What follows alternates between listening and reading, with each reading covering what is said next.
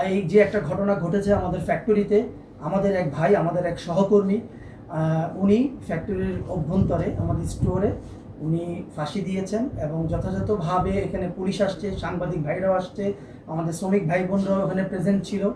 তো এখন এখানে একটা তদন্ত হচ্ছে, পুলিশ কাজ করছে, সাংবাদিক কাজ করছে, পাশাপাশি আমাদের যারা শ্রমিক ভাই বোন আছে সেই শ্রমিক ভাই বোনদেরকে প্রত্যেকটা ফ্লোর থেকে 5 জন এরকম করে 20 থেকে 25 জন শ্রমিক ভাই বোনদের নিয়ে একটা কমিটি করা হয়েছে।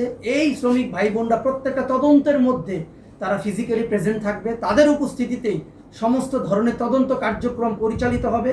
এটা আমাদের ম্যানেজমেন্টের ইনস্ট্রাকশন, বিকজ ম্যানেজমেন্ট চায় এই তদন্ত হতে হবে ফেয়ার, নিরপেক্ষ এবং গ্রহণযোগ্য। তাই আমরা সেদিকে যাচ্ছি। আমরা চাই যেটা সঠিক সেটাই যেন পরিলক্ষিত, সেটাই যেন তদন্তের মধ্যে উঠে আসে। প্রত্যেকটা তদন্তে শ্রমিক প্রতিনিধি সাথে থাকবে, কারণ এই ফ্যাক্টরি আমাদের এবং শ্রমিকরা আমরা সবাই মিলে এই ফ্যাক্টরিটাকে সুন্দর একটা জায়গায় রাখতে চাই। ঈদ আসবে, সাথে ক্যাশব্যাকও আসবে। নিজের বা প্রিয়জনের জন্য কেনাকাটায় এবারও নগদ পেমেন্টে পাচ্ছেন দারুণ ক্যাশব্যাক। তাই যাই কিনুন, পেমেন্ট করুন নগদে। জি, গতকাল 7:30 বাজে বাসা থেকে বের হয়েছে।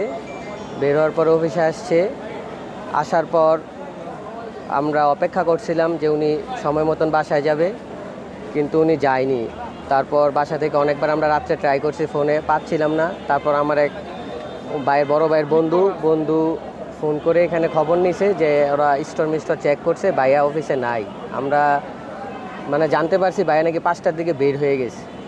তারপর আমরা সোনারগাঁ প্রায় আমাদের যত আত্মীয় স্বজন আছে সব জায়গায় খোঁজ খবর নিছি, ভাইয়াকে কোথাও পাই নেই।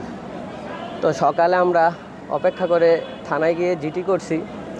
ওইখান থেকে আমাদেরকে জানানো হয়েছে যে ভাইয়ের মোবাইলের লোকেশন এখানেই দেখাচ্ছে, এই এলাকায়। তারপর আমরা ওইখান থেকে আসার জন্য রেডি হয়েছি। তারপর ভাইয়া, আমার বড় ভাই আর ভাবি আসছে, আমি পরে আসছি একটু।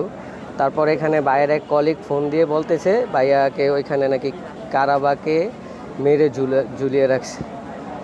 কিন্তু যেভাবে লাশ ছিল, পা মাটিতে ছিল, এটা সুইসাইড না ভাই, এটা পরিকল্পিত হত্যা ভাই।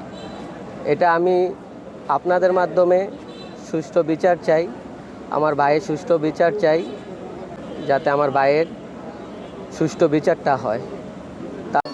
আজকে আনুমানিক আমরা 9:30 থেকে 10টার দিকে সংবাদ পাই যে ফারিয়া নিটিংস, এই অত্র যে প্রতিষ্ঠানে দাঁড়িয়ে আছি আমি, এখান থেকে আমাকে জিএম মহোদয় ফোনে জানায় যে তাদের একজন সম্ভবত কর্মকর্তা বা কর্মচারী নিজের গলায় ফাঁস দিয়ে ঝুলিয়ে আছে।